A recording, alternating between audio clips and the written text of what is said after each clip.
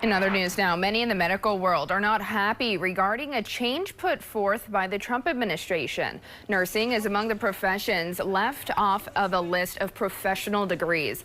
The Department of Education says a proposed rule would affect future borrowing for student loans and loan caps. The bottom line, men and women looking to become nurses may have a larger financial burden for their schooling. Now, the changes to student loan borrowing and other higher education funding go in effect next July. The president of the American Nurses Association said placing a limit on graduate school funding for nursing students, quote, threatens the very foundation of patient care. And closer to home here in the Northland, it's a move that our local healthcare professionals are saying may have implications for students, schools, and the future of the nursing workforce. Northern News Now's Kyrie Johnson spoke with a local nursing education leader, and she joins us live in studio to break down why this classification impacts our local healthcare. Kyrie.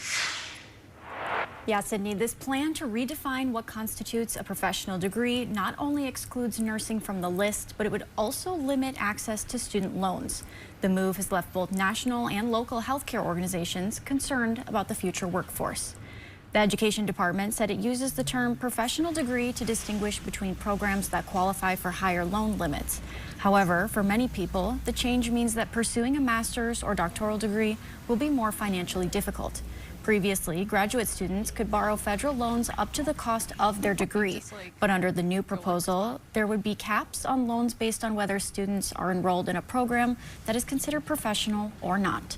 The chair of the Department of Nursing at St. Scholastica here in Duluth, Greg White, says that as a nurse himself, it's hard to understand why the rigorous work wouldn't be considered a professional degree.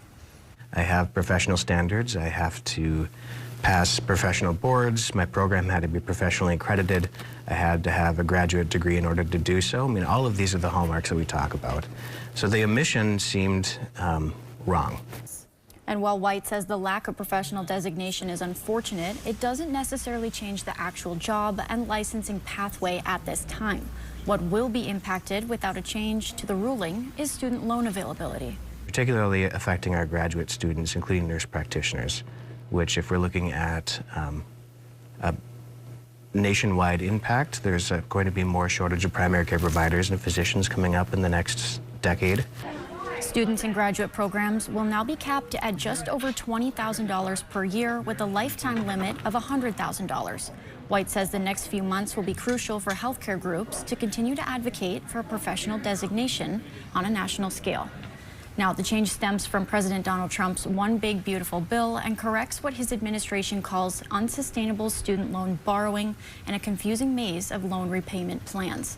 The new student loan caps would take effect in July 2026 without a change to the ruling. Live in studio, Kyrie Johnson, Northern News Now.